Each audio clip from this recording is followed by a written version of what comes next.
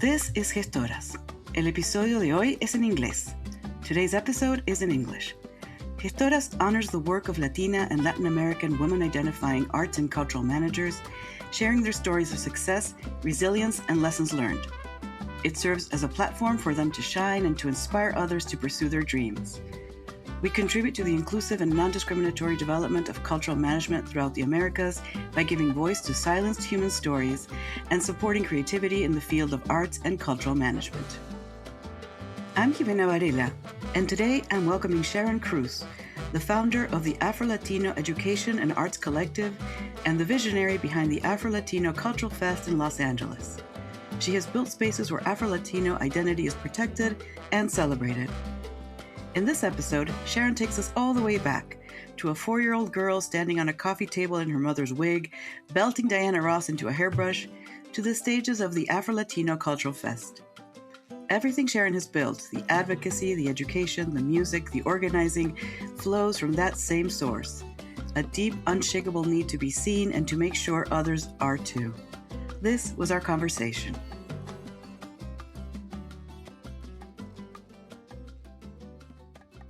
All right, welcome, Sharon. I am so thrilled that you're here and so grateful to you for making time to be here in Gestoras. Thank you so much. Thank you for having me, Jimena.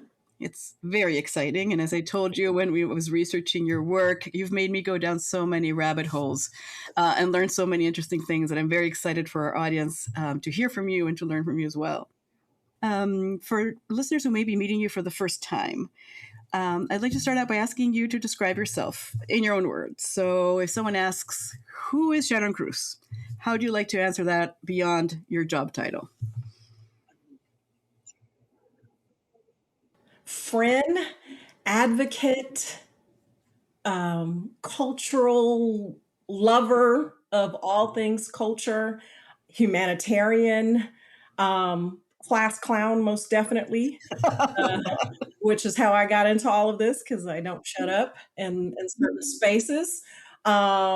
Squeaky wheel, I will always say that about myself. Mm-hmm. And, auntie, daughter, sister, cousin, like all things to everyone, including best friend to myself. Oh, that is absolutely lovely. We'll have a lot to talk about. One episode may not be enough.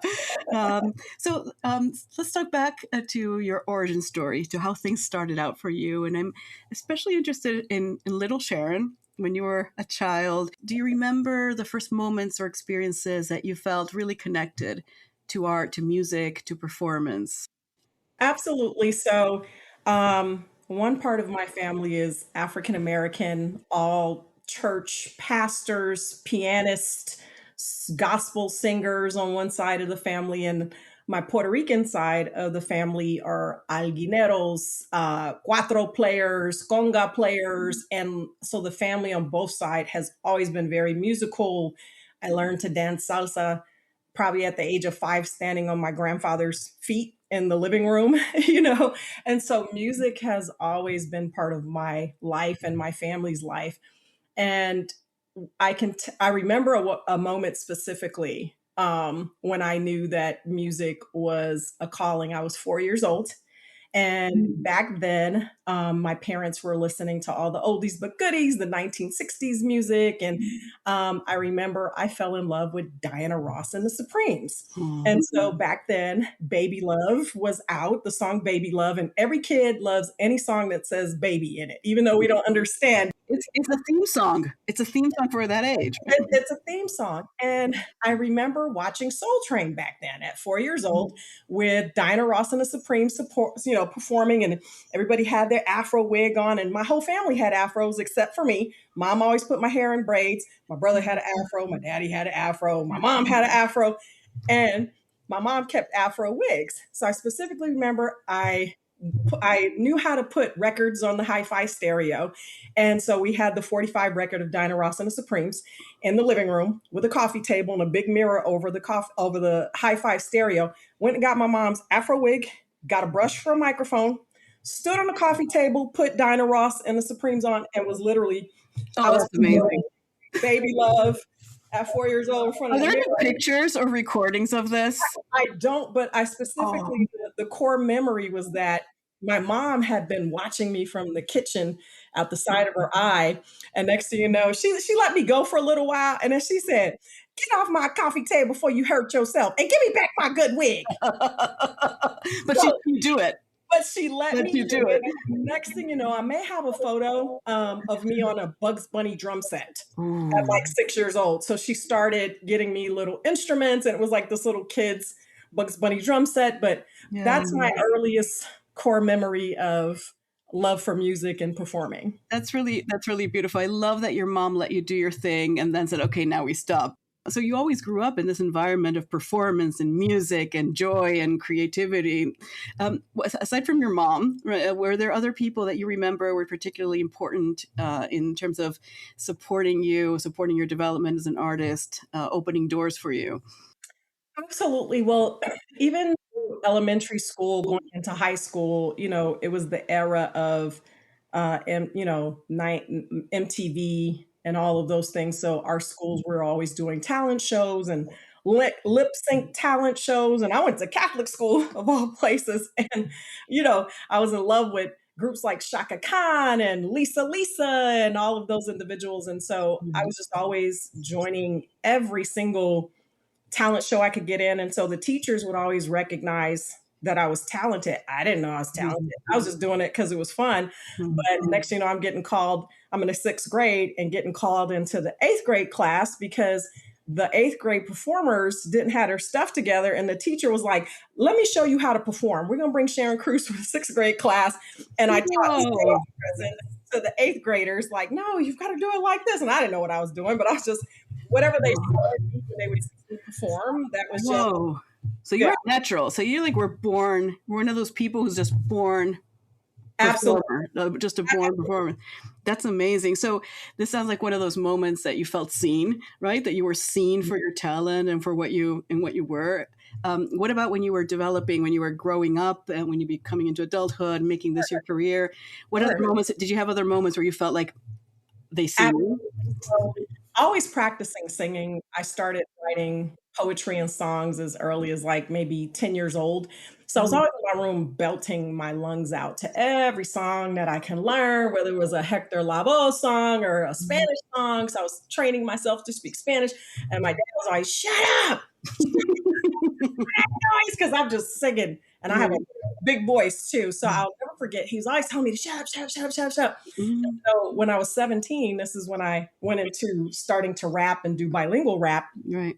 I joined, there was a big talent showcase with a local radio station that was like giving out prizes, cash prizes. Mhm. And I was like, okay, I got a friend that was a DJ, made me a little break beat. I had written two raps and I was like, all right, let me go, perform at this big talent show. And I invited my family. Mhm. And it was like literally 35 competitors. And I mean, they had DJs on the stage, they had break dancers on the stage. I mean, there was some competition that I'm Yeah. looking at, hey, there's no way I'm going to win any of this. So, but I had confidence in my performance. And again, I just did it for fun. Mhm. So I went up there, did my show, everybody clapped. I'm probably number 15 out of the 35. So I'm thinking, I stayed till the end of the show. Mhm. Security announced the performers. And I'll never forget. I turned around, tell my family, let's go, because I know I didn't win. I turned my back. Mhm. They announced the third prize. They announced the third prize winner, Sharon Cruz. Amazing. I'm like, Oh. so I want $100. So now my dad is like, "Where's my 20%?" And he told me to shut up again You because told me to shut up. Yeah, you don't get 20% for that. but even that's when he really saw it, is that I beat out Mhm. all of these people that had what I thought Mm. way better performances and groups than me. But so Yeah. that's when it really started setting off for me. And what a moment too, right? To feel that, oh, now you get it. So you talked a little bit about your origins, about your family, and you're being actually from multiple cultures, Latino cultures and Afro cultures.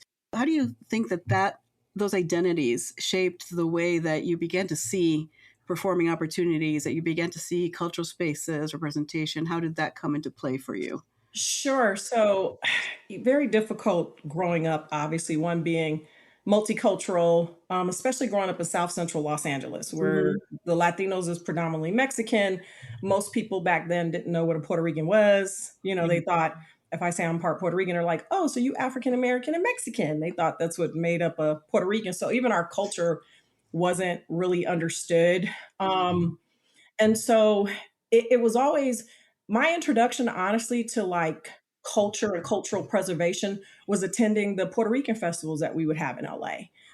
Because California has always had a pretty significant Puerto Rican community since the 1940s that a lot of people don't know. They started coming in 1912, actually. And so I've always attended those festivals and watching the conga players and watching the bomba players, and everybody's raising their flags. And I'm 10, 11, 12 years old walking around the beach and watching everybody with the flags on a t-shirt in Puerto Rico. And it's so just, it instilled this pride in my culture, and to see all the different, that's where I saw representation. I saw Black Puerto Ricans that looked like me. I saw, other Puerto Ricans. And for me, that's when that really started setting in, and seeing that visibility and seeing those cultural performances and presentations. I was jumping into bomba dance circles and didn't even realize what it was. I was just 12 years old, but I'm hearing them drums and I just jump in and shaking my booty and everybody. Yeah. Oh, Yeah. I just loved it. I loved the camaraderie. I loved the celebration. And it just really I guess, has always spoken to my soul. And that's where the seed was planted for me. And you talk about how you just mentioned how in California where you were, Puerto Rico was either super exotic or conflated with being Mexican, right? Absolutely. And it seems that there's a lot of dominant narratives about Latinos and about Afro-Latinos, particularly in today's environment. So if you could change one dominant story about Afro-Latinos in cultural spaces, how would you like to rewrite that, or what would you like to say? Ooh, that's a great question, because that answer is going to change even from today, because of how Afro-Latino as a term and identity is, I don't want to say it's evolving, but it's changing and starting to mean different things to different people, which I personally am having trouble with. But I will say the biggest thing for me is, and this is what I've just experienced personally in most of my life and professionally, working in these spaces, is that when we identify as Afro-Latinidad, whether it's our, respective ethnicity, Afro-Puerto Rican or Afro-Colombian, it's usually non-Black Latinos that are resistant to that. They feel that yeah, they feel because we're making a distinction about our ancestry, that somehow we're trying to separate ourselves, right? Because we're all one. It's like saying men shouldn't be distinct from women then, or we shouldn't have any kind of gender identities at all, right? We're just humans. It's like ethnic identities and identities has existed in people since the beginning of time. So I would say that's one thing that I would rewrite, is a more clearer understanding and distinction of what is Afro-Latinidad. A lot of individuals like to tear it apart like it's just a new pop term, which obviously Arturo Schomburg is not, was in the late 1800s, 1890s, identifying as Afro-Puerto Riqueño. Not And pop. not pop. The term. And if we didn't have Afro-Latino identity, we still called ourselves negros. We still negras, negros, afrodescendiente. So we have still always identified as Black with whatever term or identity that still at the end of the day equals Black, equals predominantly of African descent, right? So that's what I would, want to rewrite, is just more of a distinction. And for those who find space and find safety within that, I to be proud of it and embrace it, and don't let anybody talk you out of it or make you feel guilty because you are identifying with who you are. Right. And you started a movement in 2020, I think it was, the Afro-California movement, that eventually led to the Afro-Latino Education and Arts Collective, which is such an impressive association. Can you tell us more about what the Afro-California movement was about, and what the Afro-Latino Education and Arts Collective is about? Sure. So during 2020, we had a lot going on in the world, most specifically the Black Lives Matter movement and the protest of the murder of George Floyd. Yeah. So, with that, a lot of conversations about Blackness and Black identity and Black struggle was Mm. happening all across the board.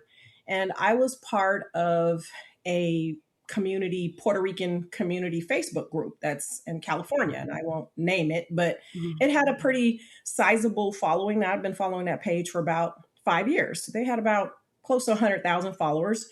And on the page, it erupted in just a lot of anti-Black commentary. And not that I wasn't surprised, but I was just surprised in that moment. And obviously, it Mm. was triggering for me. It, reopened my traumas within my own Puerto Rican family and within my experience within Latinidad. So I'm a debater. So I'm hopping in and I'm having conversations to like try to advocate for understanding and talking about Afro Latinidad and our Afro Puerto Rican icons, and I would put up posts about, hey, where's my Afro Boricuas? And it was met with hate. I'd get 500 angry emojis, literally. But I started doing a quick social experiment because somebody posted, "Oh, I'm Irish and Puerto Rican, and I'm glad to be here learning about my Puerto Rican side." Oh Mm. my God, 500 likes, and oh, my grandfather was Irish, and oh, all this relatability. You can say you're Dominican Puerto Rican, Cuban Puerto Rican, Mexican. It's met with so much celebration on this page. So I started as a practice purposely after I'd see a post like that, like, hey, where's all my Afro Indigenous, Afro Latino, Afro Boricuas at? Hate, hate, hate, hate, hate, hate. And then I would start getting into debates where Puerto Ricanos were telling me that I was trying to be Farrakhan, that I'm trying to be African American, that I'm trying to separate us.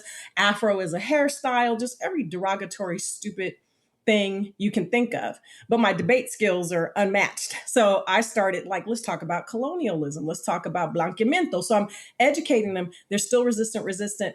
There was a couple of times where I would labor and I didn't even realize it, Jimena. I'd be debating with somebody for 6 hours in the DM just because you would just get lost in this conversation. Yeah. And I was able to turn two bigots around within that time. Two Wow. absolute hardcore bigots that I just kept, no, you're wrong. Let me give you some resources. Let me give you some. And it was like, you know what? I have never in my life thought about this. You're absolutely right. This is something learned behavior from my family. And that's when I knew I had something. The second thing that let me know I had something during that time was that a lot of Afro Puerto Ricanos that started popping in my inbox, and Facebook was like, "Are you a professor? Are you a history professor?" And I'm like, "No," like, but wow, like I've always studied myself, right? And what ended up happening is the admin of that group started getting complaints about me supposedly and was like, "Hey, I'm gonna have to kick you out the group because people are saying that you're being, disrespectful and you're doing." I'm like, "But do you see? I was getting death threats in my box. I was being told to Jesus. drop dead, N word. It was sickening the amount of hate that I was getting. And then some Afro Boricuas start posting their pictures, very dark skinned, straight from Louisa. Even some white Puerto Ricans that had black grandbabies. My grandbaby's a black Puerto Rican, and about time somebody stands up for us and Yeah. said, "Hey, if you start a group, sis, we'll follow you." And I'm like, I'm on social media enough. Let me do it. And then that's when I launched Afro California just as a social group call to action, wanting to create a safe platform, safe space. Everybody from every Afro diasporic culture in Latin America, Caribbean, start hopping in. Afro Mm. Bolivians, like there's Afro Bolivians, like sharing their, Wow. like, how did they find us? And then it just a natural progression from there. A couple of elementary schools found that page and was like, hey, is there anybody that can do any Afro Latino, programs or presentations for like our elementary school kids? And I'm like, I'm gonna fake it till I make it. I can do it. I'm a No, mentor. it's excellent. I've seen the material. It's absolutely brilliant stuff. Yeah. And so out of that is where, it all began. Yeah, no, it's brilliant, and I spent some time, as I told you before, looking at over the materials and the website that you have for the Afro Latino Education and Arts Collective. We're going to feature a link to it in our own materials because it is just such an incredible, not just one resource, it's a entire set, an entire menu of resources that is just really well done, really extraordinary.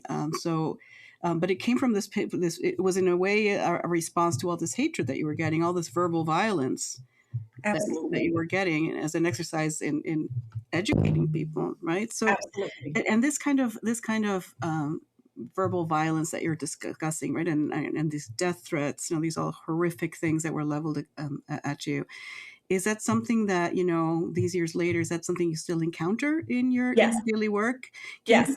for people who may not know what that is like, can you are you comfortable sharing a bit of what that is like and how you navigate that? Absolutely. Absolutely. And I have this conversation with my team often. I'll just randomly text them because advocacy for one's race, not just my culture, but my race and visibility of my race in terms of equality and inclusivity and things, just to be present, just to be invited to speak, just to sit on a platform, just to advocate so I can have this actual Black Afro Cuban group perform. Because typically I know they're going to put non Black Cubans up there to do Afro Cuban music and singing about Afro Cuban resistance, ningún Afro Cubano there. It's painful for me. And so having to live in this space constantly is painful. It requires a lot of prayer. Sometimes I'll talk to my therapist about it because it is a heavy calling to have in my life. And it is constantly triggering because I have, faced anti-Blackness verbally, my entire life, literally, even as a child, just constantly, especially in and mostly, to be honest, within the Latino community. Like, Yeah.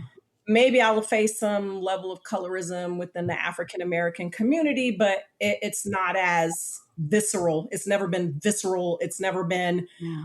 as dangerous as it is. And it can be a little dangerous for me in this space because people have, I'll call it, political views that they're very staunched about. And Mhm. I feel like my voice is threatening to them, meaning, Mhm. especially let's talk about the Puerto Ricanos, the non-Black Puerto Ricanos that I will face verbal attacks from. Part of me feels like is because they don't want a proximity to Blackness. So if I'm identifying as Puerto Rican, as a Black Puerto Rican, then it becomes, Yeah. now she's trying to say we're all Black. No, I'm not trying to say we're all Black. I'm saying I'm Black. I'm Mhm. not saying you're Yeah. Black. It's exposing their own racism, right? It's And exposing. how they view Blackness, right? And the value of being Black. It's absolutely exposing that. Yeah. Absolutely. So it's exhausting. And I have to just really fall back on my professional background and the different spaces that I work in to navigate it. My high level understanding of psychology, I guess, what makes certain people tick and how people will attack you because they simply just don't understand. So you also work in an environment where a lot of this violence, a lot of this misunderstanding, pushback, hatred is coming from in part your own community, right? And in some ways, but also from people who are not of not Afro descendants, not Black. You also can tend to be exoticized, right? Afro Latina identities can be something exotic, sexual, hypersexualized, right? What are some choices that you've made, either visual, musical, logistical, that you've made to push against that? Sure. Um, so we'll mainly is why I to answer that question because I'm aware of the exoticism, the fetishness, the fetish of Black people Mhm. by non-Black, certain non-Black folks, Mhm. particularly from a musicality standpoint and the choices of performances. I usually stick to folklorico for that reason. Mhm. I usually won't put up the sexy salsa dancing because that's usually what's expected. But then that's, not that I'm not concerned about us being sexualized because that's going to happen. They'll find Mhm. Plus, we're sex. super sexy, so hey. They were super sexy, can't help it. You know what I'm saying? I come out in my bata and they're still going to be like, oh, she kind of sexy with You just go rollers with in her it. hair. Yeah, you're not going to deny it, but there's more to it than that, right? Or, Exactly. So I focus on our cultural folklorical traditions more Mhm. um, to So that, because that's part of the storytelling narrative, versus the more modern pop side of the music, the salsa bachata, like we'll save that for a DJ, but Right. they're typically for Black folks, they're just expecting us to do all the sexy dances. Mhm. They're coming to see us do the sexy dances, and that's um I'm focused on showing that we're more than that, that Right. we are the foundation, we're the foundation of Latin American culture as a whole. Yeah. Like Latin America as it exists post, colonial, Latin America as it exists culturally wouldn't exist without the Africans. It would not. Yeah, And we much wouldn't of have North the America flavor. too. We wouldn't have the flavor. Oh, I'm gonna get people gonna hate me because they're gonna tell. What about the indigenous people? Indigenous people weren't Latin American prior to Columbus. Is what I'm trying. Thank you. What we're Thank you getting for the at. clarification because yes, and I can tell that you've learned to like preempt all sorts of attacks. But I also want to know about. I was intrigued by this mention that you made of like that you communicate with your team about this. That this is something that you're in dialogue with. So how do you all handle this as a team, or how do you protect yourselves? Um, I got some chingonas on my team, that's a guarantee. and I'm a chingona. I mean, so Mm, it's like water on my back most of the mm, times because it's something I've dealt with my whole life. My team has dealt with it their whole life. I help empower them because I'm very much my background as a rapper, I was a battle rapper. So you want to exchange some words, I'm going to hurt your feelings pretty right. badly, most likely more than the average person can, because I'm Mhm. very clever and witty and quick. I got some punchlines for you. So I help empower them with how do you respond, right? Like I'm big on de-escalating situations, or where I used to maybe engage online a lot, I just block the people now. So it's also Mm, protecting our mental health. So that's what I also tell my team, like mm, protect your mental health, stop arguing with these fools. Like, we can't save everybody. And my job is not to fight racism. My job is just providing a counter narrative, and you figure out, what your belief is and what you want to think about it from there. mm. Yeah, and some people I think are very wedded to a narrative of hatred and a narrative of prejudice, and they will defend that to the bitter end. So it's really just, it ends up being just emotionally damaging and exhausting, and you really get nowhere. Whereas if You get you, nowhere. so having a team and having a team of chingonas is, I think that's it. You've found the secret sauce. Yeah, That's what yeah, we need to. Yeah, they already know. They that's already know. brilliant.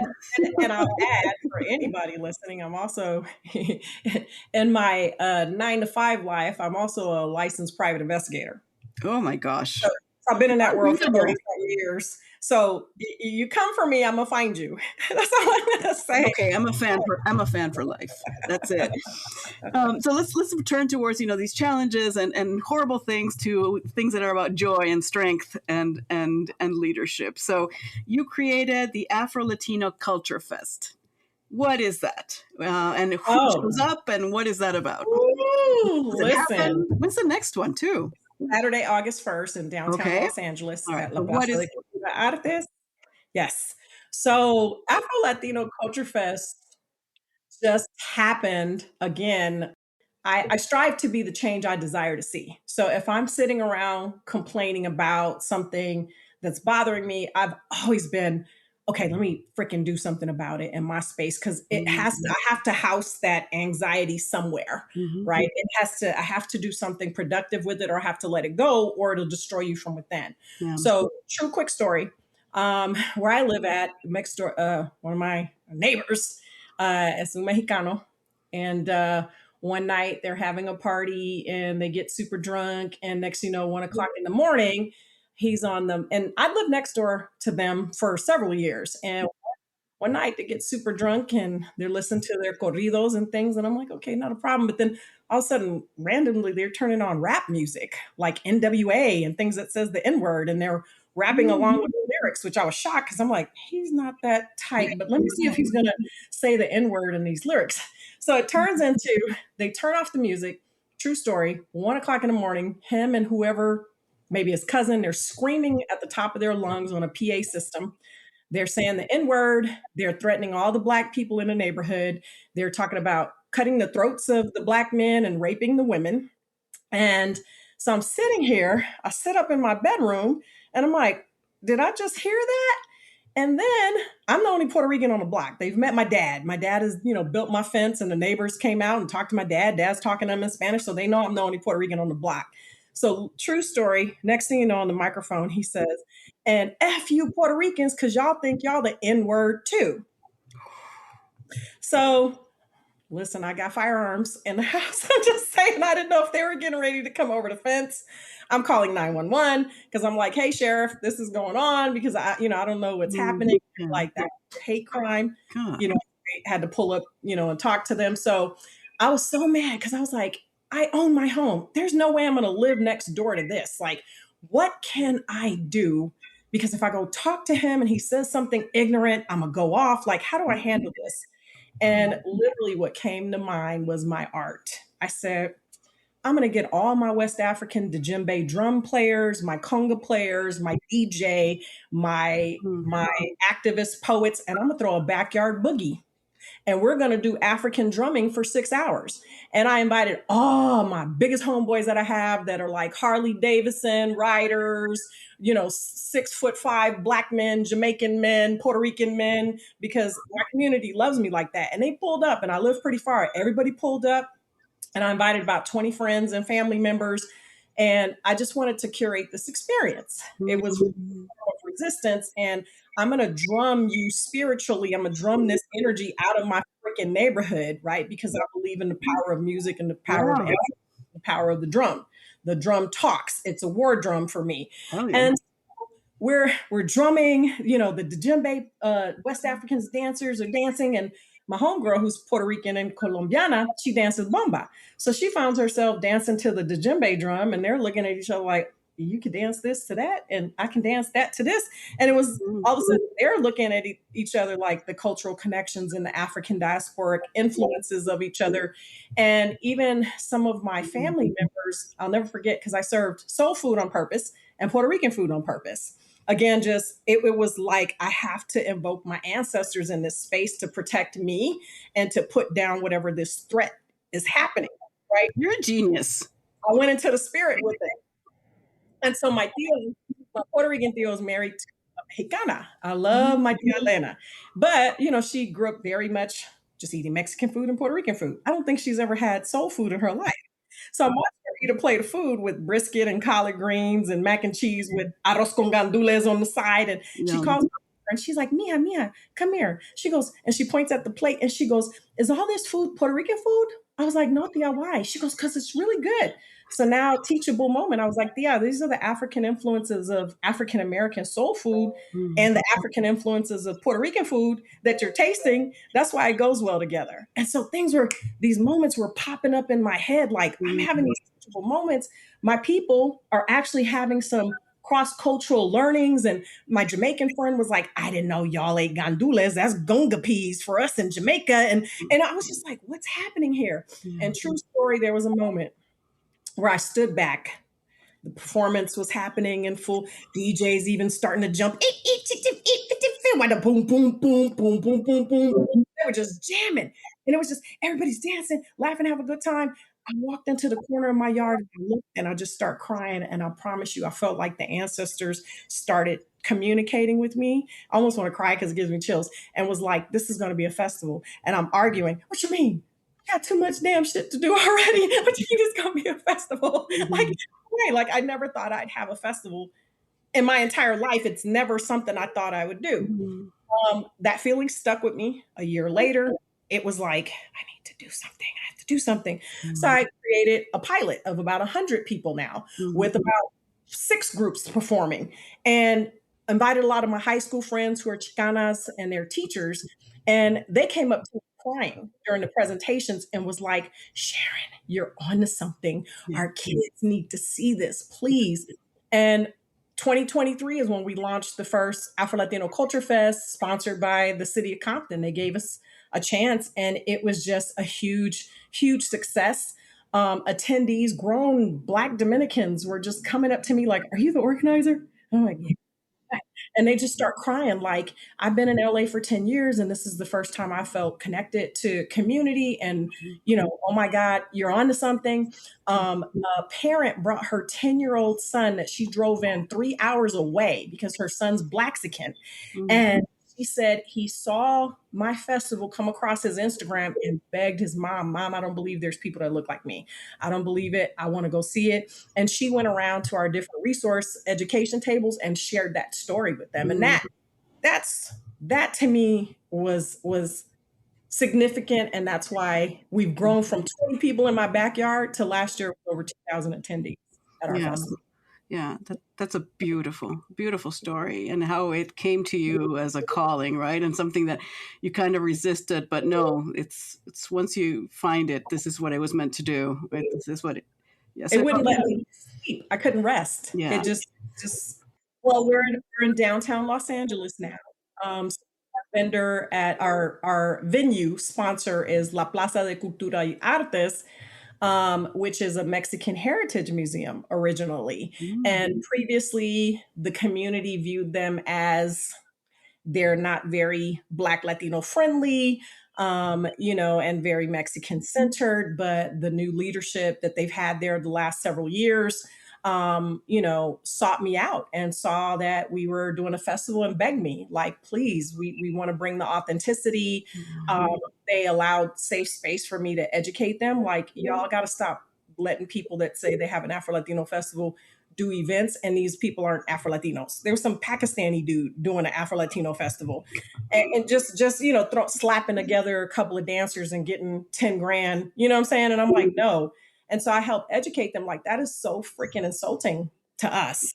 And so I can say that the Afro Latino Culture Fest is the only Afro Latino Culture Fest that is built by us for us in the United States right now, in the entire United States. Yeah, I believe that because I've seen so many examples of Latino festivals that are run by people who aren't even Latino, let alone Afro Latinos, right? That are just, and I look at who's involved and I look at the activities they're proposing, and my eyebrows just go up to my hairline, right?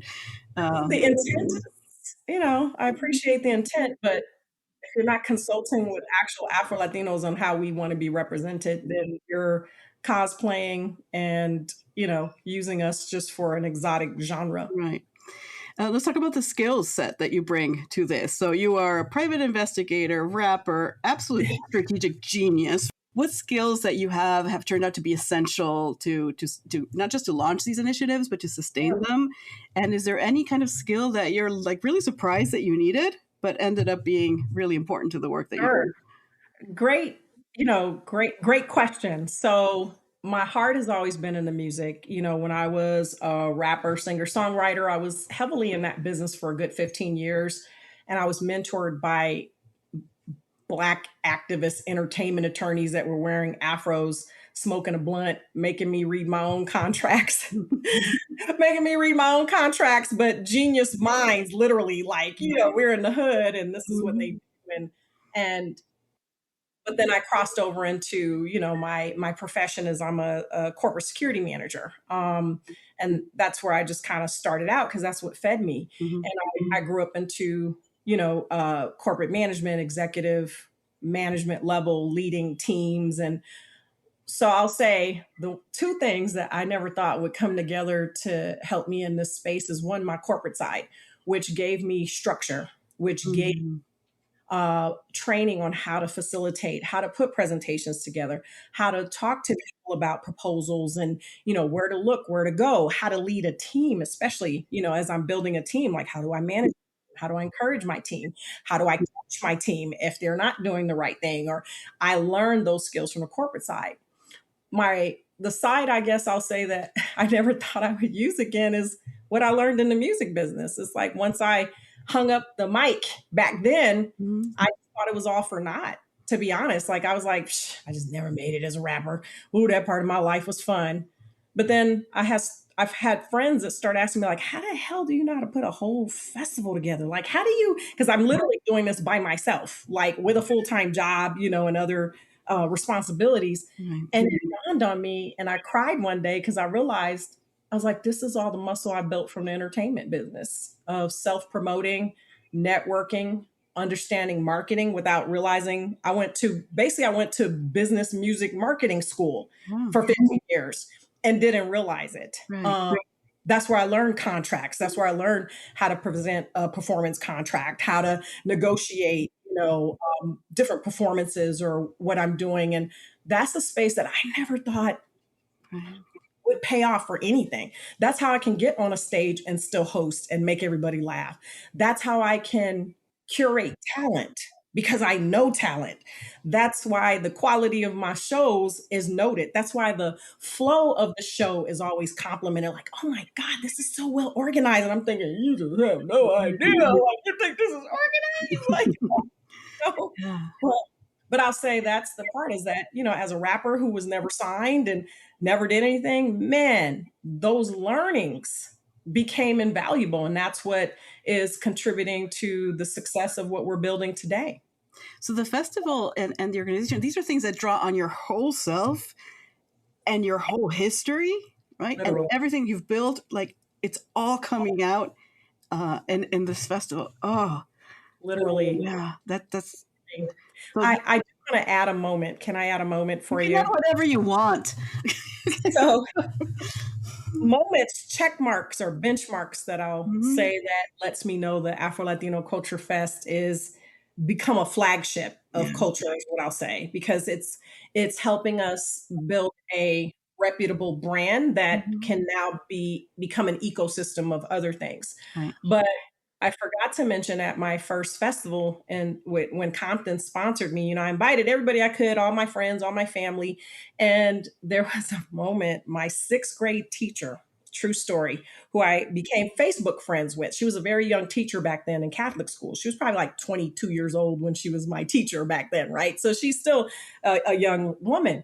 Well, years ago, we got in touch on Facebook and because I'm still friends with at least 9 core group of kids that I went from like the first to the eighth grade with, because we all grew up in the same neighborhood. And Right. so her name is Valerie. So I hadn't seen Valerie as an adult since, school, but we saw each other on Facebook, but I had not seen her in person. When I say this lady saved my life during problems I was going to in her background, she was Creole. She's Louisiana Creole. So she was a light skinned black woman that I always looked at like, oh, she kind of looks like me. You know what I'm saying? Like maybe I'll Mhm. that when I grow Mhm. up because I again had no representation. And I'll never forget at the festival, she approached me and I was like, Valerie, and I just turned into this little 11-year-old girl again, like, oh dang. And she's like, I'm so proud of you. And she grabbed my hands and she looked me in my eyes and she said, Sharon, I'm going to tell you a story that you probably don't remember. She says, one day in my sixth grade class, she said, you jumped out of your seat and you ran out of class. She's like, you ran across the playground and sat on a bench and just cried. She was like, you cried. You just sunk into yourself and cried. And she says, I was so shocked. She was like, I had to go next door and get the fifth grade teacher to cover the class so I can go outside and find out what was wrong. And she said, she approached me and she was like, Sharon, you just looked so sad. And she said, I asked you, what's the matter, Sharon? What happened? And she said that I said, I'm Puerto Rican and the Mexican kids don't like me. I'm black and the black kids don't like me. And she looked around the festival and she said, this is all little Sharon. I just started bawling because it snatched me back because I remembered it and I didn't realize. And I couldn't stop crying. I cried for hours at the festival. I don't blame you that. Oh, My pain in a motion picture.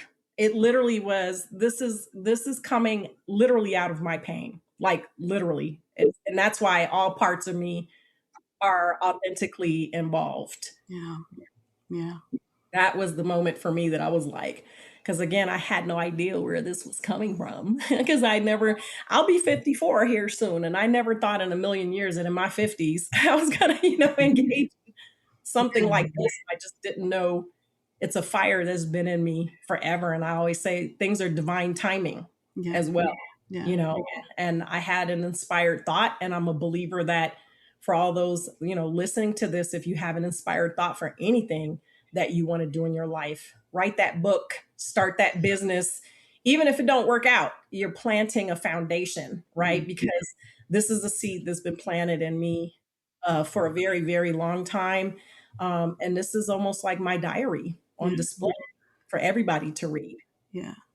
Now the things that you missed and that broke your heart when you were little, now you're bringing that joy and that answer to so many people, right? This child that you said that asked his mom to take him to the festival, to this old friend that you're healing so many things, right? By Yeah, absolutely. And healing and myself. healing yourself. Yeah. It's something that I need. You've preempted a question that I was going to ask you. I'm still going to ask you this. When I teach, and I teach mostly graduate students, right? So people who are somewhere in their 20s, and who are finding their way in the world, finding their way towards professional lives, and I think they struggle many times between a decision that they think of a career and a life that is going to be marketable, or something that speaks to their heart and what they're about. And what I always say to them is that thing, that fire in you, right? That you don't know if it's marketable or not. It's going to haunt you. It's going to be there your entire life. There's going to be a time sooner or later where you're going to have to listen to it. And all of those things that we have learned and the things that we have endured, all those become fuel They do. for this one big thing. Well, the question I wanted to ask you was if so a young woman, a young Afro-Latina woman, right, who is listening to you and says, well, this is great. And you've said, Sharon, you've said this is the only festival of its kind in the US. And she says, well, I would like to do something like this in my community, but I don't have any space. I don't have any money. I'm young, so I don't necessarily have contacts. What would you say to her that she fears that she feels, sorry, that fire in her belly, but says, how do I even start? What would you be your advice? Great, great, great question. Um, I always say there's always one opportunity out there. I don't believe in scarcity. I've never believed in there's nothing. And the most important lesson for me has always been, especially now, is building community and partnerships and trusting, right? Trusting your idea, trusting, and I had trust issues in the beginning, as I was building this, because I'm like, somebody's going to steal my idea. You can't steal an Afro Latino Culture Fest. Please, I want us to have thousands of them everywhere. I don't, Not even if you're I, a Pakistani Afro-Latina showrunner? it's not a brag. Listen, I don't think it's a brag that I'm the only Afro Latino Culture Fest in the United States. I think it's sad, to be honest. It's sad because we're here. So I would say build partnerships, find other cultural organizations that maybe they're not doing an Afro Latino festival, but maybe they're just doing a cultural festival, and learn from them. And that's what I started doing. Is I started finding mentors early in the game. I found mentors in the nonprofit space that were just doing community engagement activities, right? Like, how do you do that? How do you pull it together? And that's when I start learning that, there's people that'll donate time, donate space, because they believe in your story. They believe in your idea. They believe in anything that is positive for the community, especially involving kids. That would be my advice: is start with a local church that might be interested in putting on an event. They might hold a space on. All you need is maybe a poet and somebody that can play a drum. You start small with that. Write your own poem about Afro-Latinidad and play a instrumental, and you got a show right there. You don't have to start big, but just start. Just start. Just start. Don't That is terrific. That is really terrific advice. It seems like when you decided to do things, you got them done, right? But is there something that you wish someone had told you at the beginning when you were getting started down this path? Would you have listened? Great question. So I would say the business structure part of it, the operational part of it, the funding, the budget part of it, because I am a go hard or go home kind of person, Mm-hmm. sometimes to my financial detriment. So I was busting out them credit cards Mm-hmm. especially for the City of Compton sponsorship. There was Right. so much that I wanted to do and add, and I just could not back away from, I need this group, I need this, that, and that Mhm. costs money. Right. And I just was stubborn in that space because I was being advised by nonprofits like, girl, just get somebody to perform for free. And I'm like, but I'm a whole arts collective. Like that defeats the purpose of me being an arts collective. I want my artists compensated. Like I Yeah. just was resistant to that and scared to ask any performers if they would perform for free. And now they throw themselves at me. Like I get so many people that just want to be part of the Right. space. So if would I have listened? I did not listen. I did learn, I did learn a hard lesson on Yeah. operations and funding. That's the biggest part is when you're starting to get into a little bit of the things that cost. Yeah. Just be conservative with it, especially when you're starting, and just Mhm. believe that whatever you're going to do is going to be great at the end Mhm. of the day. Because our people, you got some good food, some good music, and some people dancing. That's really That's all you it. need for the That's day. that's all you need. So I wanted to ask you a couple of questions about something a little smaller, I guess. So for me, I have a ritual that whenever I have to do something important, a presentation or I speak at a conference, on come the hoops, on come the red lipsticks. That's my uniform. That's my talisman. Do you have any small ritual or practice that you do at big events or festival day that keep you grounded? Do you have a mantra, a costume? It seems like we share some things because the hoops is coming out and the red lipstick. But I do a lot of self-talk in the mirror. Confident talk like, Mm, hey, you are a star, you are here. People want to hear what you have to say. Like I'm my own cheerleader, so to speak, and to just speak life into myself. Um, to pray over it. I, call on the ancestors for myself that this is also bigger than me. So I always ask for guidance that please, hey, guide mhm, my words, that I don't say anything out of term, and that those ears that need to hear, that they mhm, hear me. And so I always remain humble whenever I have a platform for my voice, because I understand with, the power of life and death is in the tongue, so to mhm, speak. So I maintain an awareness of responsibility and accountability anytime that I'm speaking in spaces. So that's where I ground myself. mhm. Thank you for that. And in every episode, we ask our guests to leave a question for another one of our guests. And the question that we are going to ask you today was selected by my dear colleague, Jasmine Watkins. And she chose this question left for us by Leah Uribe, who is Venezuelan, a musician. And she asks, when have you been a window for someone else? And when have you been a mirror? As you alluded to when we were earlier speaking to this, is that I've been a window for my community my entire life without me knowing it.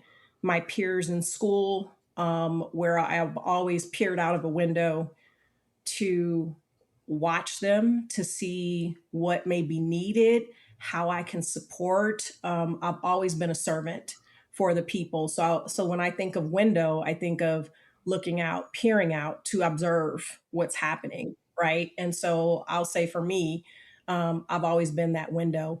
I've been that window that folks have looked up in the window and seen me watching as well, and then conversation and community Mhm, starts from there, because they're seeing mhm, what I'm doing as well, because my window is always open.